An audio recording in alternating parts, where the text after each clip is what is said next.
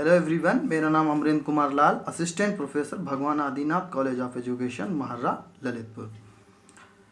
विद्यार्थियों, हम BEd first year के द्वितीय प्रश्न पत्र शिक्षा के मनोवैज्ञानिक परिप्रेक्ष्य में अभिप्रेरणा के सिद्धांतों के बारे में अध्ययन कर रहे थे, जिसमें हम लोग मैकडूगल के मूल प्रवृत्ति सिद्धांत और फ्राइड का मनोविश्लेषणवाद का सिद्धांत का अध्ययन कर चुके हैं। आज हमारा टॉपिक है अभिप्रेरणा का मांग सिद्धांत, नीड थ्योरी ऑफ मोटिवेशन। इसको अभिप्रेरणा का पदानुक्रमिक सिद्धांत के नाम से भी जाना जाता है। इंग्लिश में इसको कहेंगे हायरार्की थ्योरी ऑफ नीड। तो अभिप्रेरणा का पदानुक्रमिक सिद्धांत क्या है? पहली बात तो ये सिद्धांत अब्राहम मैस्लो ने सन 1954 में प्रतिपादित किया। हम लोग अभिप्रेरणा के अलग अलग सिद्धांतों को पढ़ रहे हैं, तो अलग अलग सिद्धांतों से सीधा सीधा मतलब है किसी भी चीज़ को मानने के अलग अलग अप्रोच। कि कोई चीज़ हो रही है तो उसके विभिन्न प्रकार के अलग अलग मनोवैज्ञानिकों के दृष्टिकोण है कि ये चीज़ इस वजह से हो रही है। जैसा कि मैकडूगल ने अपने सिद्धांत में बताया कि अगर अभिप्रेरणा उत्पन्न होती है किसी व्यक्ति में, तो उसका मुख्य कारण मूल प्रवृत्तियाँ होती हैं। फिर अपने मनोविश्लेषणवाद के सिद्धांत में सिगमंड फ्राइड कहते हैं कि अभिप्रेरणा के उत्पन्न होने के कारण मूल प्रवृत्तियों के साथ साथ अचेतन मन भी है।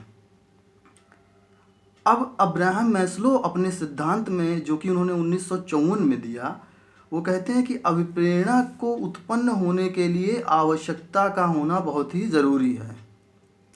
मतलब कि आवश्यकताएं ही व्यक्ति में अभिप्रेरणा को जन्म देती हैं। लेकिन उन्होंने अपने इस सिद्धांत में आवश्यकताओं का एक क्रम निर्धारित किया, जो कि नीचे से लेकर ऊपर तक चलता है, एक हायरार्की है।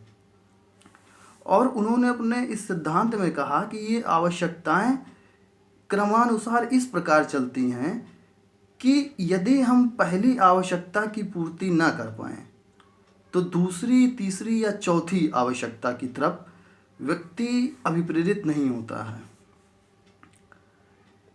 और ऐसा भी नहीं है कि वो बीच की किसी आवश्यकता को स्किप कर जाए और अगली आवश्यकता पर पहुंच जाए। मतलब कि मान लीजिए पहली आवश्यकता उसकी पूरी हो गई तो उसने दूसरी, तीसरी स्किप करके वो चौथी पे पहुंच गया।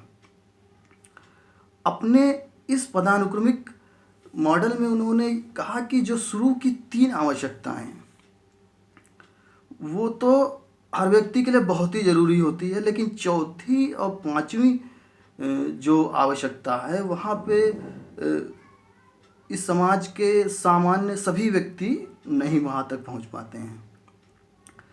तो आइए देखते हैं कि ये आवश्यकताएं कौन कौन सी हैं। जो पहली आवश्यकता सबसे निम्न स्तर के या प्रथम स्तर पे इन्होंने रखी, उनको बताया कि ये हमारी शारीरिक आवश्यकताएं होती हैं। मतलब कि वे आवश्यकताएं जिनके बिना शायद मनुष्य का जीवन जीना संभव नहीं है।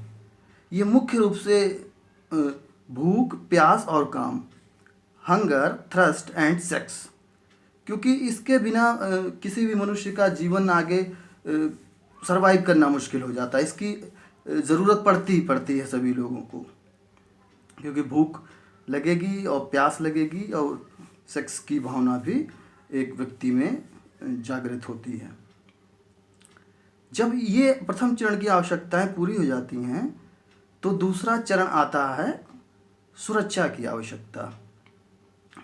हम अपने पिछले मानव विकास काल को ही देख लें कि मनुष्य की जब रोटी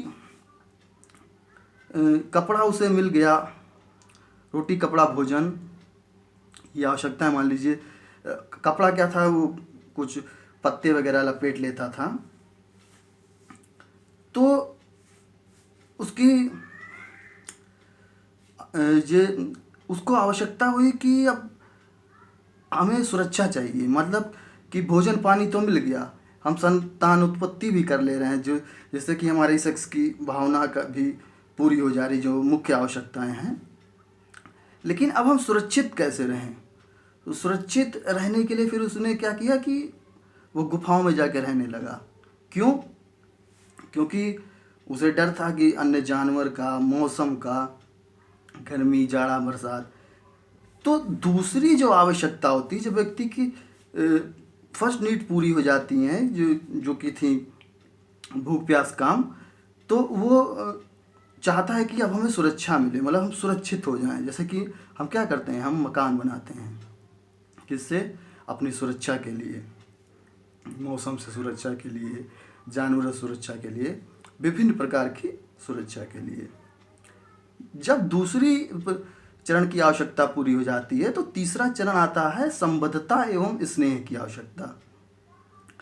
अब व्यक्ति मान लीजिए सुरक्षित हो गया तो वो चाहता है कि हमारा लोगों से संबंध हो और स्नेह हो, कि मतलब कोई हमें प्यार करे, किसी से हमारी रिश्तेदारी नातेदारी हो। इसी वजह से ये समाज बना। जैसे ब्याह शादियाँ होने लगीं कि एक दूसरे से कनेक्टिविटी आए। तो ये तीसरी प्रकार की आवश्यकता है, जहाँ तक लगभग हर व्यक्ति पहुँचना ही चाहता है, एक स्टेप बाय दूसरे स्टेप। फिर जब संबद्धता एवं स्नेह की आवश्यकता पूरी हो जाती है तो नंबर आता है चौथे स्तर का, वो है सम्मान की आवश्यकता। अब व्यक्ति चौथे स्तर पे सोचता है कि हमें 4 लोग पूछें, 4 लोगों में हमारी पूछ हो, मतलब कि हमें सम्मान की दृष्टि से देखा जाए। फिर व्यक्ति उसके लिए कार्य करने लगता है। और जब सम्मान की आवश्यकता व्यक्ति की पूर्ण हो जाती है तो सबसे अंतिम और लास्ट आवश्यकता उसकी होती है आत्मसिद्धि की, मतलब सेल्फ एक्चुअलाइजेशन। जब सारी नीचे की आवश्यकता पूरी हो जाती हैं, सम्मान भी मिल गया, घर भी मिल गया, लोग उसे प्यार करने लगे, रिश्तेदारी भी हो गई, तो वो सोचता है कि अब सब कुछ कर लिया, परमार्थ के लिए कुछ किया जाए जिससे कि आत्म संतुष्टि उसको प्राप्त हो। कि एक ख्याल नहीं, तो अगर आदमी सोचता है कि हमें बहुत बहुत कुछ कर लिया हमने, अब हमें भगवान के यहाँ भी मुँह दिखाना है, ऊपर भी जाना है, तो ऐसा कुछ किया जाए परमार्थ के लिए जिससे कि हमारी आत्मा को ही संतुष्टि मिले। लेकिन ये जो लास्ट और 5वीं आवश्यकता है, इस पर बहुत ही कम लोग पहुँच पाते हैं। नीचे की जो 3 आवश्यकता है, शारीरिक और सुरक्षा और स्नेह की आवश्यकता और बिलोंगिंगनेस, इसको ज़्यादातर लोग प्राप्त कर लेते हैं, लेकिन चौथी और 5वीं अवस्था पे कम ही लोग पहुंच पाते हैं।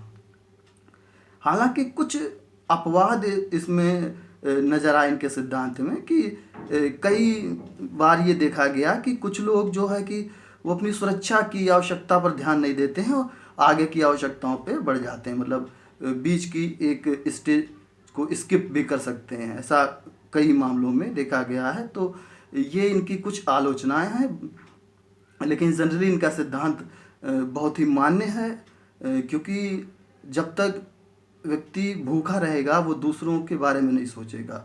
जब उसका स्वयं का पेट भरा रहेगा तभी वो दूसरों के बारे में सोच सकता है। तो आज का हमारा ये टॉपिक यहीं पे समाप्त होता है। कल हम एक नए टॉपिक के साथ फिर से प्रस्तुत होंगे। धन्यवाद।